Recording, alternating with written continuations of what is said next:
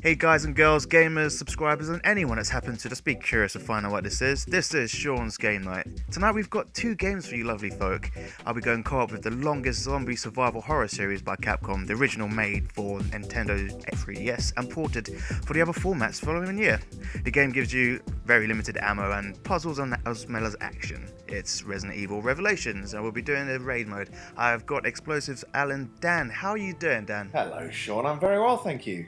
Excellent. How have you been? I've been all right. I've been good. We're winding down for Christmas, and yeah, it's been good to just have a bit of time to sit back and play a few games. And yeah, this is kind of my suggestion because I love the 3DS version, and then I realised I had a quick go on the 360 version to just see how it compared.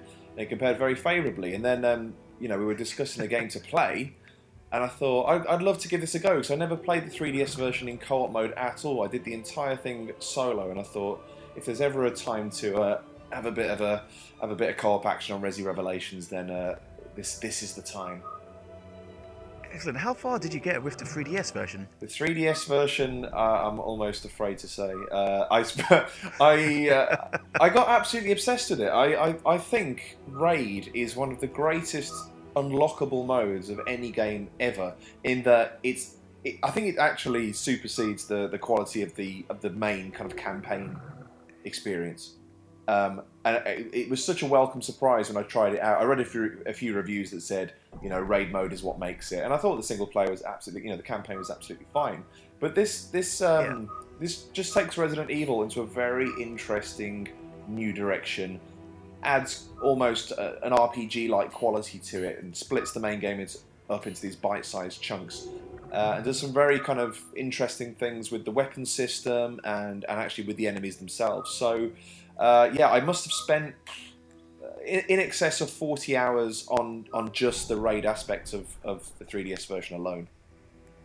Cool. So you're kind of well veteran in this, I should say. Well, it's amazing. Yeah, well, it's amazing how quickly the memory fades of certain games. I do find this. I will spend a concentrated period absolutely obsessing over a certain game. So for example, this year I've been playing the likes of like Ni no Kuni, which I played back in February or March. And at the time, I was obsessing over getting every kind of familiar and making sure I just completely rinsed the entire game. But if you were to ask me now to name even one creature in that game, I wouldn't be able to tell you. I wouldn't be able to give you a single name, and that's just the way my mind works. And it's very much the same with this. I had a quick go just to jog the memory, and it's yeah. I feel like I'm fully au fait with it again. I've just remembered some of the idiosyncrasies of the store system and the weapon system, and I think I'm back on track. That's cool. Well, let's segue nicely into our chosen level of tonight by you, which is the Cruise Quarters Area 2, which is it's out on a boat, right? It is. Our hand's been forced slightly, admittedly, because okay. Because we've both only got the first 3 levels unlocked because we haven't done enough of the single player. A bit of an inherent flaw. I think there should at least be a code to unlock all of raid mode, because it's so good that it seems unfair to force people to have to play through the campaign. And I thought they might have remedied that on the home console version, but sadly not. But yeah, this is about as challenging as it gets when you've got 3 levels. I think we're both at a reasonable level to tackle it, and I think we've got a few decent weapons between us to show off. So yeah, I think it's a good one to show off, and hopefully it might inspire a few people to get a copy, because I think Resi 6 was such a massive letdown that people might have overlooked this. But I think this in many ways more than makes up for the travesty that game was. Cool, let's get to it. I think you might have to hit a button there, Dan. Do I have to whack the start? Right, am I happy with my loadout? Yes, I'm happy. Excellent. Funny you should mention Resident Evil 6. I mean, that was one of... I really, really hate horror games. They freak me out. Okay. Resi 6 seemed to be more action-oriented. So, I mean, it was only one I could kind of play and not have them jump scares. And just to see that this game coming out the following year was mind-blowing. It's like, this is old-school Resident Evil, bringing it back with, the limited ammo, and everything was just terrifying again. It felt pretty good to get back into this. Yeah, absolutely. And the fact that it's based on, the fact that it's based on a handheld game, you wouldn't know to look at it. I mean, obviously, it's the visual fidelity isn't quite there. Oh, you already got the 100 BP. Very well done. Glad you you know the tricks as well. That's good. That's good. I'm dealing with a veteran. That's what I like to see. Well, hello. I like your outfit. Bloody hell. Well, I remember there was a not lot so of bad yourself. yeah. Well, I remember there was a lot of controversy about your character because if anyone's played the campaign, it's not much of a spoiler to say that she doesn't meet a happy end. But you never really see her in this form in the main game. I think maybe later on in the game you might get a chance. Even that evades me at the moment. But I do remember she basically becomes the kind of nemesis. If you remember Resi 3, she kind of becomes the nemesis of Revelations. Oh, really? Kind of pursues you around the whole ship as the game goes on. Oh. But there was Does it explain why she's got that, that fire extinguisher canister? No, I imagine I think it's breathing. It's a breathing apparatus for the undersea exploits. So here we go. So here's a classic example of what makes this game interesting. These enemies are massive. There you go. Look at my. Oh, here you go. If you walk up to them and hold A, you can do these big charge attacks. That's it. Really? Yeah, when they're stunned. If you hold A, you do a massive right. charge-up attack, and that does an absolute ton of damage. So if you look at my gun, I mean, I guess people are going to be looking at your side of it. Look at the size of my barrel. Oh, what is? Is that a? No, there must be a decent. What? No, that just looks like the screen is warped. Dan, what is that? Did you ever see Tim Burton's What Batman, the original Tim Burton Batman, when the Joker takes down the Batwing? It's pretty much Yeah. the Joker's gun with that preposterous barrel. That's crazy. Deeply impractical. That door's locked, I believe. Okay, cool. But yeah, I'll let you be point man on this. yeah, okay. So I mean, what I do? Oh, watch out! We're going to back off here because there's an exploding enemy just around this corner. There, these guys are bad news. You've got to keep your distance. They're not very susceptible to shotgun blast. It's even a good idea. Oh, good, you've got my back on the other one. Oh shit! I'd get out of here quickly because that thing's about to explode. I've just casually walked out the door and left you to die. No, there's blood and guts. Are you all right? Are they done? Oh shit! I just walked straight. He's got a friend. There we go. Yeah, hacking away on the floor also a good ammo saving tactic. Excellent. I've got a question for you then. Go on. We've just come out of the whole, the console wars and everything. Yes. Have you got any kind of favourite exclusives on either the PS4, the Xbox One, and I guess we can talk about the Nintendo Wii U? We can. Oh, if we're talking about exclusives. All right, let's go across the board, shall we, Sean? On the Xbox One side, I'm going first because that is totally objectively speaking. So I always know someone's going to say I'm bitter. I'm not. Totally objectively speaking, Killer Instinct is a pretty decent exclusive. I don't think it's a complete game, but what's there is pretty good. And I think the training mode is one of the best that fighting games ever had to offer because it introduces so much in the way of terminology that even I found really interesting to kind of go through and learn a bit more. The game itself is very similar to the Killer Instincts of old. It's a bit jazzier, but I mean the kind of simplicity of the engine really shines through after a while. They have tried to add some depth and kind of competition to it, but once you go back to the likes of Street Fighter and Tekken and Virtua Fighter and the rest, you do realise that it's still a relatively shallow fighter. And with only 6 characters and no kind of proper campaign modes, it doesn't really work well outside of the kind of competitive space. On the PS4, I am absolutely in love with Resogun. Probably my favourite of the probably my favourite of the next gen so far, actually. Which is funny because it's such a retro flavoured game. Oh, watch behind you. Hail. Thank you. Where did they come from? Yeah, at the vents, they kind of crawl out the ducts. The sneaky guys. I know. What's that about? See, this is why I don't play horror games. Nice one. If you hold it, you get full. Oh, you hold it. Yeah, you hold it, and you kind of wind up in that kind of that comedy cartoon way that like winding up a punch makes it magically more powerful. As if you're focusing all of your ki into your foot. So Resogun is it's a great looking game. It's got a fantastic arcade score mechanic, and it's look at him spotting. He's spotted the medals. He's good. This guy. It's just glowing. It's just glowing and shining away. It's so shiny. And yeah, I've been obsessing over that. I do have a real thing for games with that sort of score mechanic. I do get slightly obsessive about them. So that's amazing. And I guess on Wii U, I've spent a good few hours now with Super Mario 3D World. which is Okay, cool. the best exclusive this Christmas, this year. I don't know what. It's just phenomenal. It's just an incredible. Yet again, I think Mario games have this incredible knack of every time they announce a new full-blown kind of console one, everyone just kind of goes, "Oh, it's all right." And I think in this instance, because it wasn't a particularly kind of jazzy update to Mario Galaxy as people were expecting. Actually, if you come back this way and come to this door, there's a few hiccups. No one was that excited about it initially, and then they did a really good job of just gradually getting people more and more excited about it, until those kind of last trailers came out. There was that last kind of 6-minute trailer that showed all the power-ups. I left a herb in there for you if you need one. Oh, nice. I'm not sure if I you need a herb? Can you get it? Is there a way of telling if you need... Where's your health bar? There's no health bar. The screen will just kind of go more kind of monochrome as you die. There'll be kind of a red outline, but you're fine. But on the right side of the screen, you've got the energy pill thing and a key. Oh yeah. And I think you can get up to 4. Yeah, but anyway, I've been playing it, and it's just a game that starts off relatively simply, and it's just growing more and more devilish as it goes on, and the level design is just phenomenal. I mean, I don't know why I'm surprised. I should stop being surprised that Mario games have got great level design, but it's up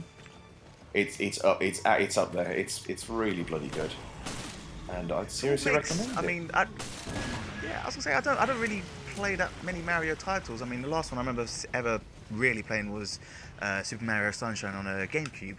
Oh, and yeah. ever since then, I've just been seeing like Super Mario Galaxy 2 getting like full marks across the board. Yeah. What would you say makes them different every time? Like, is it just the funny enough, that's just lovable? I don't know. It's funny. It's not the mechanic. I think the beauty of it is that especially in the 3D Mario games, the actual nature of the jumping is something that's only very kind of slightly tweaked and evolved every time. You'll never see any kind of major change in the way that the game plays. But it's the fact that they're able to take, what is fundamentally a game about jumping, and find so many ways to kind of iterate on that. Level on level, not just game on game, but level on level. And every time you play a different level in a Mario game, Mario Galaxy 2, that they will in some cases take familiar aspects, but they'll always do something that just makes it different. Whether that be the introduction of a power-up and theming an entire level about that power-up, or just the way that things are hidden around the levels.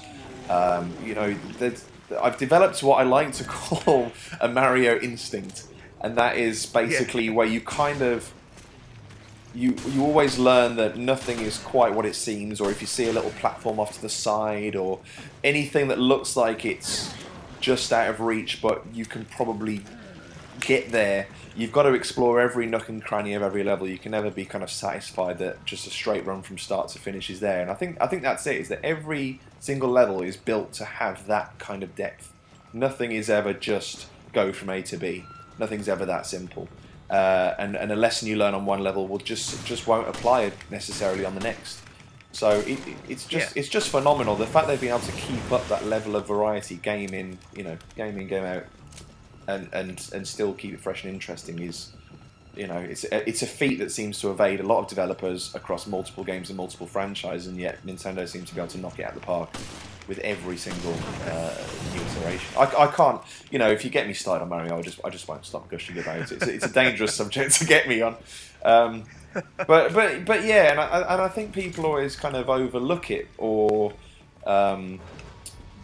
even underestimate it because of what he does. I'll use my whacking magnum to. Oh, look at that! Here we go. See if I can get a nailer headshot with this bad boy. Look at that! 4,000 damage. And another one. Oh god, the reload is nightmarish though. I'm still reloading. How is it reloading so much? Oh, it's only got 2 bullets. Oh, it's only 2. Yeah. Have I started echoing through your headset? No. Oh, I've got that weird thing where I can hear myself through your headset. Damn you, expert. Oh, really? Yeah. Okay.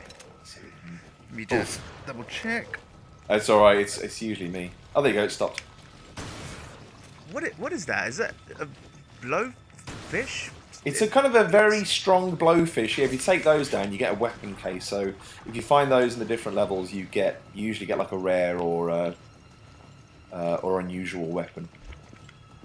Okay. Yeah, and that's what I love about this game. It's like you don't get these weapons in the campaign at all. You don't get them, and you certainly can't modify the guns. So you get this whole thing where each weapon has a different kind of firepower and critical rate and all these kind of hidden stats. And then you find these extra items like long barrels and extra damage and extra critical hits and things like that. So you can really start to like customize your armory, and that's tied to your character as well. Your character has different stats in terms of how quickly they can reload or how much of a damage boost they get on certain weapon types. There's a lot of depth in this game mode, and I just don't think that many people realised it was quite as deep as it was. I imagine this might have been made by a kind of almost secondary team, and somehow they've managed to make a much better game than the core team did. I think Did it handle? Did it handle well on the 3DS as well as this? I mean, yeah, having a third-person shooter. It was one of the early Circle Pad Pro games, so I think you could, if I'm right, I think you could plug in a second, the second Circle Pad thing. But I found that thing desperately unwieldy, and there were definitely means to get around it. I think one of them was if you wanted to strafe, you had to hold down a shoulder button. And that allows you to strafe. Obviously, on this, you can hold down the shoulder button and move the left stick, and you'll. Oh, I'm gonna try and get you out. That's it. Punch him in the face. Nicely done. Behind you. Quick. Is it? Oh no, I'm out of ammo. Right, I'm gonna use my whacking great magnum. Finish him. Nice. Looks like we're kind of going back on ourselves. We are. We've got the crew quarters key, and that's actually the end of the level. So let's pop through there. But yeah, I imagine you can get this game pretty cheap now, and yeah, I'd say it's worth, if you can get a friend to get it as well, get through the campaign mode. It's a good campaign mode. It plays like classic Resident Evil. It's not, not the best, but it's good. But if purely for the sake of unlocking all the levels on this, and I think there are 20 stages, and then they're sorted by difficulty as well. So when you think you've done it, you can play them all over it. Oh, watch out, there's an exploding one behind me. You've just KO'd me. That's alright. Watch out, below you. I just realised. Oh. Oh, I've just missed my... Oh, headshot. I missed as well. Headshot, did you see that? Yeah, what gun was that with? That was the Joker Magnum, I'll call it. Yeah, if you can get someone else to play it and then try and play through the whole thing in co-op, I'm already realising from playing with you that this is like...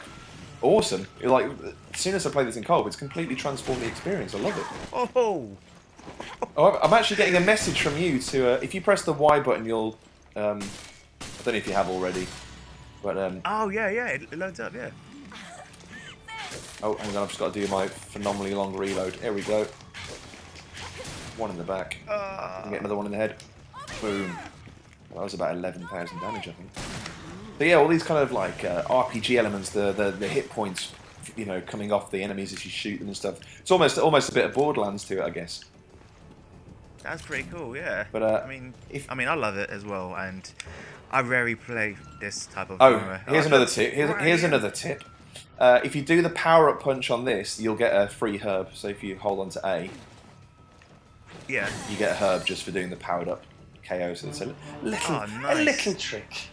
Okay, managed to get through that. It's a Dan seal of approval kick right there. It is. But yeah, that's Resi Revelations. I think it's a highly underrated game. I'm glad it came to console so it could reach a wider audience. I just wonder if as many people experience the majesty of raid mode as they should have.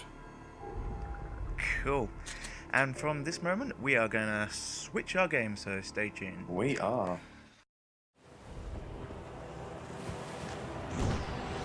Also tonight we'll be going head to head in a classic beat 'em up which features 35 characters old and new, part of the oldest and most successful fighting game franchise ever and home to the Hadouken. If you haven't guessed it yet, it's Super Street Fighter 4 and yeah, still got Dan here and he's gonna whoop my backside, which is...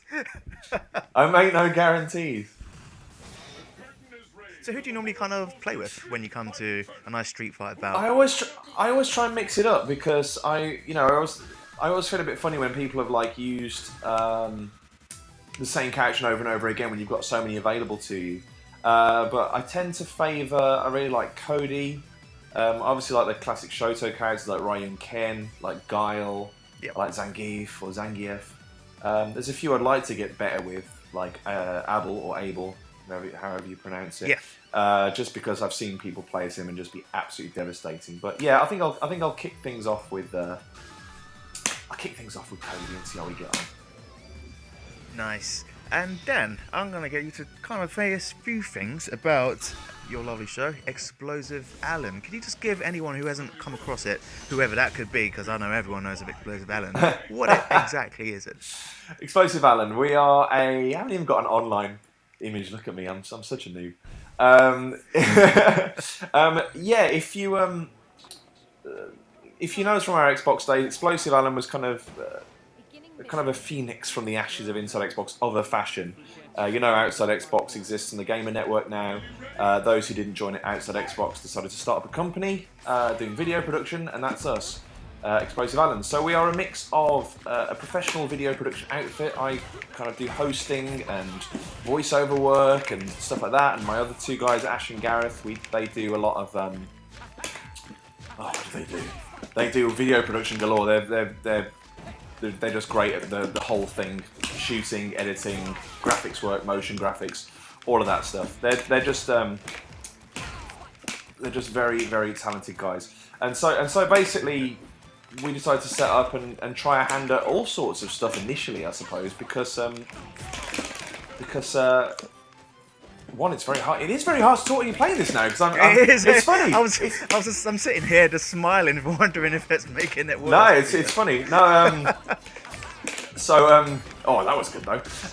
So yeah, I mean, we do all sorts. We've done jobs for the likes of Square Enix and Sony, Ubisoft. We've kind of made videos for them, and we've also kind of branched out beyond gaming, and we've done things for like travel companies. We've done motoring videos for XCar, which is owned by the same company as GameSpot. All sorts of stuff like that. We also did a crowdfunded pilot for a video game show that some people may have seen called Thank You for Playing, where we also created a cool kind of bespoke video player. We do the odd silly YouTube video. We also run, when I've got time, I try and keep a site updated, explosivealan.com. That's a non-profit site where we really welcome kind of community contributions. We're just trying to make it. I'm just trying to make it a place where people who've always expressed an interest in writing for games mags, or just fancied their hand at writing a piece and having it edited by someone who has worked in the industry for a while, and just kind of giving them that chance. And that's really where it stemmed from. So it's not a big site. We've never intended to try and be an IGN or anything like that. It was just meant to be a little kind of fun side project to say to our community, we're still here, we're still listening to you, and if you want to be involved, you are more than welcome to. And I guess finally our last big thing that's actually quite successful and has got a great kind of listenership is our podcast, the Explosive Alan podcast, which you can find on iTunes. You can find it on explosivealan.com. All the other channels. If you're on Android, you can get it on Stitcher. I won! Hooray! There's loads of ways that you can get hold of it. And again, there's a really heavy emphasis on community involvement. We get the community to name every episode with a topical title, which we all vote on. We get them to ask questions, kind of about us, or kind of weird scenarios they'd like us to kind of pitch, like if you could turn an 18 rated game into a kids game, what would it be? Stuff like that. We answer those, and we always have a big chat at the end about a big gaming topic, usually quite serious. Most of the show is very light-hearted, but we always have like a bit of a serious chat at the end. And again, we incorporate the opinions of people who've sent their views over to us via Twitter and over Facebook, and work those into the conversation. That helps drive and inspire the conversation. So, we do a lot of the work, but, I think it's always great to have the community involved. We learned that at Inside Xbox with Sent You a Message, and we've always wanted to keep that two-way relationship going with the people who watch and listen to us, because they're the people who've kind of got us to where we are now, really. So, yeah, in a very large, oversized comedy nutshell, that is Explosive Alan. No one actually probably heard it, but you've actually brought out the the fighting stick for this. So I have cracked. yes. I've cracked out the I've cracked out my custom fight stick with my lovely artwork on it and whatnot. I've got a picture of Ryu doing a Metsu Shoryuken on Akuma, emblazoned across the stick, wow. and a custom kind of bubble injected ball top, and what they call Sumisu buttons or Smiths buttons with they're transparent buttons. So I've been able to continue the artwork across the buttons as well. Oh, wow. I had really good fun doing that. A friend of mine really got into it, and between us, we all bought the parts we needed. And he's the most kind of he's the most dexterous when it comes to that kind of manual work. So he helped us put it together. But like I spray painted the bevel and all sorts. I love it when he looks like a kind of cross between Colossus and Zangief, Cyber Zangief. That Zangief is is awesome. Too much, man. There is a little bit of lag, so anytime I lose, I'm gonna blame it on that. Oh no, your Abel, he's like my worst nightmare. Honestly. It's that shit. It's that shit. Yeah. I can't be dealing with all that. I'm sorry, Dan. You've embarrassed me. I'm having to. You would probably do the same, right? I would. I absolutely would. Have that. Oh there we no! go. Oh, there was no escape. No, this is gonna finish me in one. That's it. Oh, in style. Look at that face. Yeah. He's not messing about. That's how you do it. Zangief's a beast. Cool. Yeah, and I was quite lucky actually, because Capcom invited me over last week to have a go on Ultra Street Fighter 4, which is the hopefully final iteration of Street Fighter 4. They've certainly milked it a bit more than I think anyone was anticipating, but yeah, it was good to get back on it, and that's kind of again is why I was inspired to have a go on it today, because I love Street Fighter 4 so much, but I'm not necessarily short on competition. I think there's always people who want to play it, but it's also just the problem that there's just so many other games out there, and it's very hard to find the time. You Johnny Gill. It's very hard to find the time to commit to something that does require such a massive investment of time. But any excuse to kind of get me back on it is no. Oh, Dan, what are you doing to me? And again, 2 ultra finishes. You were very unlucky to miss that as well, because you properly you properly psyched me out with a delay on your ultra, but just slightly too long to allow me to jump over it a second time. So that was bad luck. But yeah, okay. Well, this is my final match now. So this is the final match. You might want to, let be easy on me on this one, just a tiny bit. All right. I'll be gentle. I'm joking. Seriously, go all out. Because I might have to start playing cheap now. Oh, yeah. I don't like the sounds of that. I'm sorry. Is there anything that you're kind of looking forward to in the springtime next year? I mean, that's game-wise games. Yeah, I'm looking forward to I'm looking forward to checking out what's it called, Infamous Second Son. Okay, cool. I'm actually not that big a fan of the other 2 games, but they really look like they've done the business on this one. Even from the cutscene tech, I mean that's real next level stuff, and from what I've seen in game, I was actually pretty blown away. So that's on the PlayStation side. Obviously, Titanfall. Still haven't played it, but I've heard so many good things about it.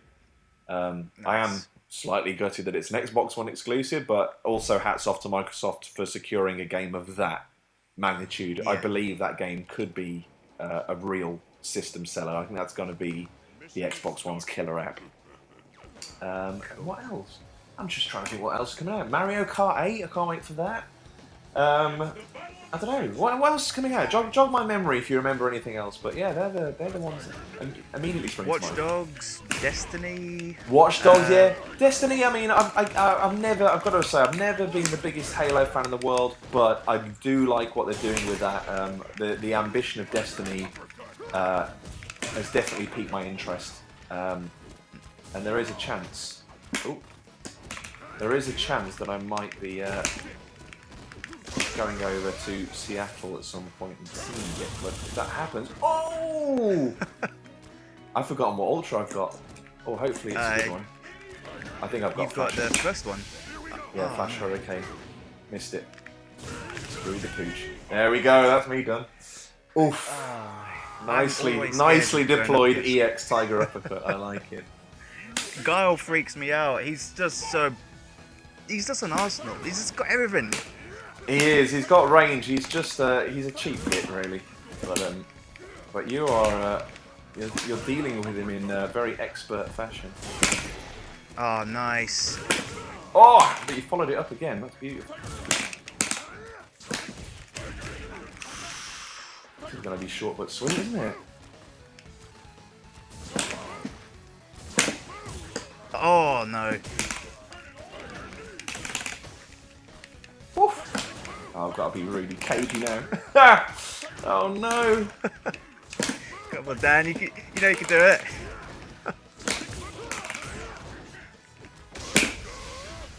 Chip damage?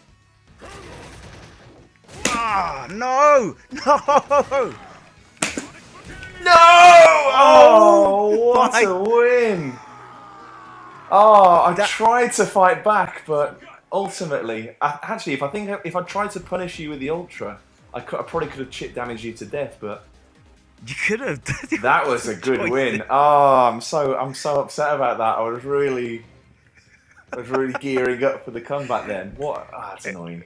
Is that it then? Is that our 3 matches then? That is, unfortunately, just Oh, for what the a show. shame.